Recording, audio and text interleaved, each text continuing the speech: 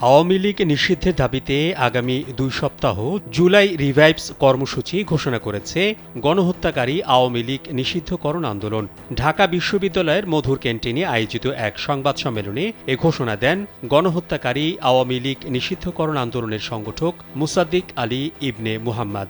সংবাদ সম্মেলনে মুসাদ্দিক বলেন, জুলাই গণঅভ্যুত্থানের পর গঠিত অন্তর্বর্তী সরকারের প্রধান কর্তব্য ছিল আহতদের চিকিৎসা এবং শহীদ পরিবার ও আহতদের পুনর্বাসন নিশ্চিত করা।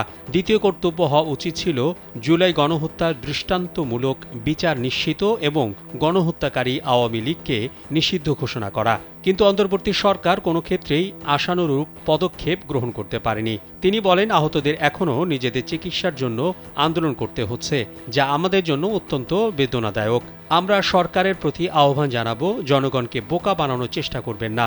ছাত্র জনতা এখন আগের থেকে অনেক বেশি সচেতন। গড়িমসি বন্ধ করে অনতিবিলম্বে আওয়ামী লীগ নিষিদ্ধ করুন। যদি আপনারা সেটি না করে ছাত্র জনতার বিরুদ্ধে অবস্থান গ্রহণ করেন, জুলাই শহীদদের রক্তের সাথে বেইমানি করে আওয়ামী লীগকে পুনর্বাসনের চেষ্টা করার দুঃসাহস দেখান, তাহলে আপনাদের পরিণতিও ভালো হবে না।